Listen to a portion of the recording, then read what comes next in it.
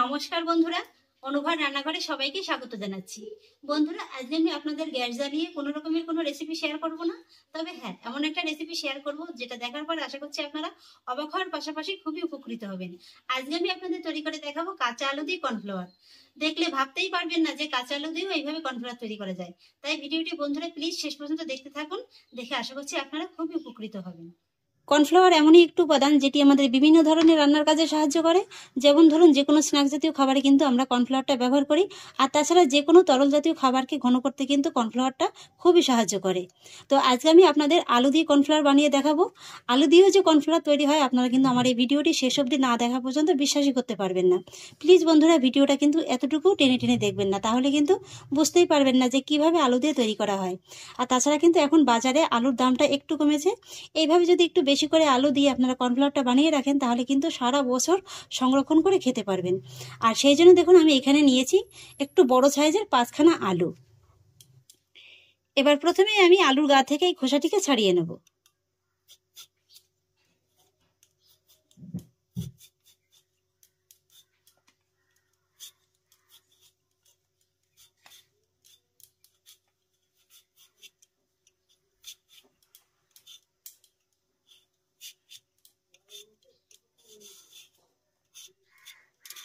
এইভাবে আমি পুরো আলুটা থেকে খোসাটিকে ছাড়িয়ে নেব। আলুর খোসাটাকে আমি ছাড়িয়ে নিয়েছি। আর এবার আমি এই আলুটাকে ছোট ছোট টুকরো করে কেটে নেব। আমাদের দৈনন্দিন জীবনে আটা ময়দার মতো কর্নফ্লাওয়ারটাও যেন একেবারে নিত্যদিনের সঙ্গী হয়ে গেছে। তাই এইভাবে যদি আপনারা কর্নফ্লাওয়ারটা বানিয়ে রাখেন, তাহলে কিন্তু বাজার থেকে আর চড়া দামে কর্নফ্লাওয়ারটা কিনে আপনাদের ব্যবহার করতে হবে না। এইভাবে শুধু একটু বেশি করে বানিয়ে রাখবেন, তাহলেই কিন্তু হয়ে যাবে। কথা বলতে বলতে দেখুন, আমি আলুটিকে কাটা শুরু করে দিয়েছি। আর এবার আমি এই আলুটিকে ছোট ছোট টুকরো করে কেটে দেব।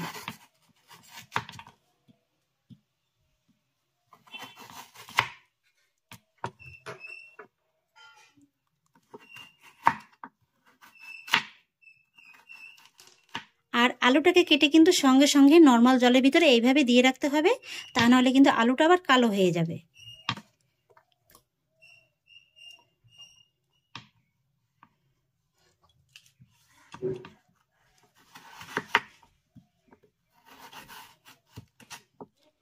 পুরো আলুটাকে আমি একই রকম ভাবে কেটে নিয়েছি।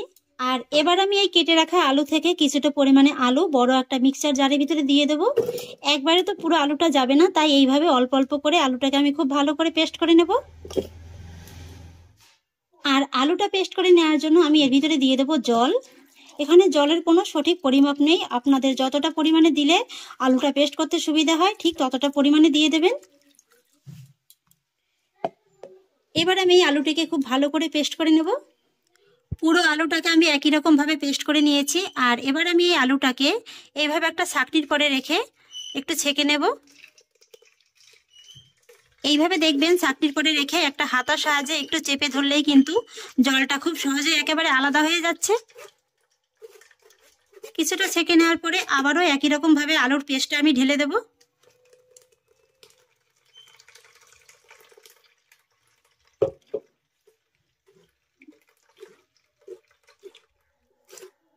পুরো আলুর পেস্টটাকে আমি একই রকম ভাবে ছেঁকে নিয়েছি, তবে এখনো কিন্তু ছাকার কাজটা পুরোপুরি কমপ্লিট হয়নি। এর ভিতরে কিন্তু আরো অনেকটা আছে। তাই এবার এই বড় পাত্রটাকে সরিয়ে আমি নিয়ে নেব আরেকটি ছোট পাত্র। আর এর ভিতরে দিয়ে দেব আলুর এই পেস্টটা। আর তারপর এর ভিতরে আরেকটু জল দিয়ে দেবো। আমি আবারও বলছি, এখানে কিন্তু জলের কোনো নির্দিষ্ট পরিমাপ নেই। এবার জলের সঙ্গে এই পেস্টটাকে একবার ভালো করে মিশিয়ে নেব। আর এইভাবে আমি ততক্ষণই ছেঁকে নেব যতক্ষণ না পর্যন্ত আলুর পেস্টটা একেবারে খুব ভালোভাবে বেরিয়ে যাচ্ছে।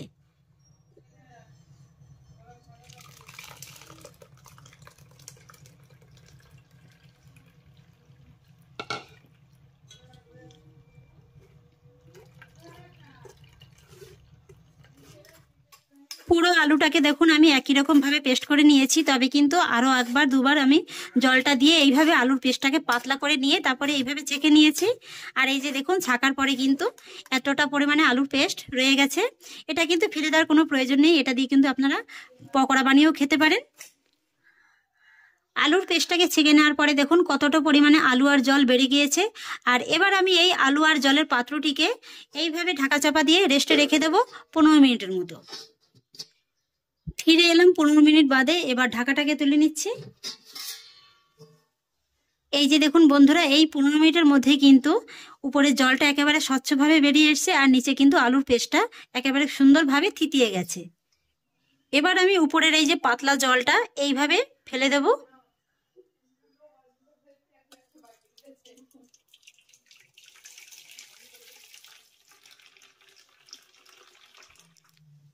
এই যে দেখুন বন্ধুরা, কত সুন্দর একেবারে আলুর মিশ্রণটা নিচে থিতিয়ে গিয়েছে। তবে এখনো কিন্তু কর্নফ্লাওয়ার তৈরির কাজটা পুরোপুরি কমপ্লিট হয়নি। আবারও কিন্তু এই আলুর পেস্টের ভিতরে দিয়ে দিতে হবে জল।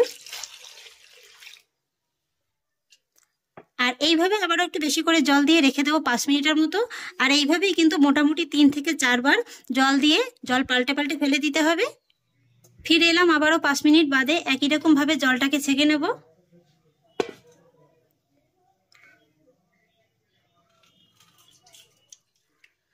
আবারও এর ভিতরে দিয়ে দেবো জল।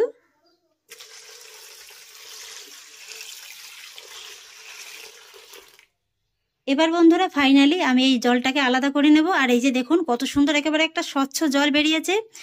এইভাবে যতক্ষণ না পর্যন্ত স্বচ্ছ জলটা বের হবে ততক্ষণ পর্যন্তই কিন্তু এটাকে ধুয়ে নিতে হবে।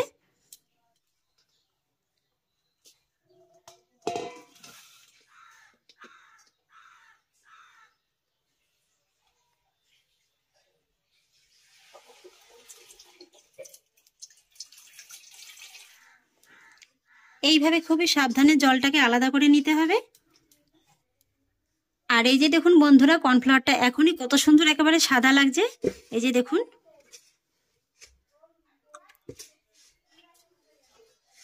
আর এবারে আমি এই কর্নফ্লাওয়ারটাকে এরকম একটি বড় স্টিলের থালার পরে বিছিয়ে দেব।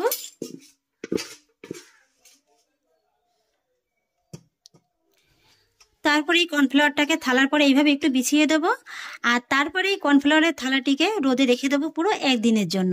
তাহলে বন্ধুরা ফিরে আসছি 1 দিন বাদে। ফিরে এলাম 1 দিন বাদে। আর এই 1 দিন রোদে দেখার ফলে দেখুন এটা কত সুন্দর একেবারে শুকিয়ে গেছে। এই যে দেখুন উপরটা একেবারে ফেটে ফেটে গিয়েছে। এটা দেখুন হাত দিয়ে কিন্তু এইভাবে একটু টান দিলেই কত সুন্দর একেবারে দেখুন থালা থেকে উঠে আসছে।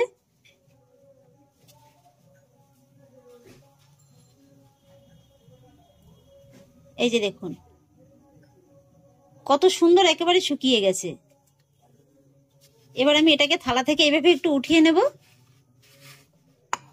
আর তারপরে দেখুন আমি নিয়েছি ছোট একটি মিক্সিং জার।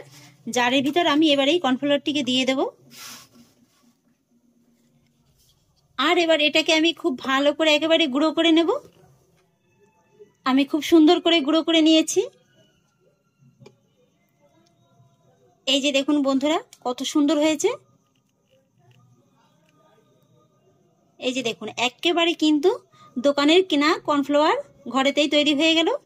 এই যে দেখুন এটাকে কিন্তু খুব সুন্দর একেবারে মিহি করে গুঁড়ো করে নিতে হবে।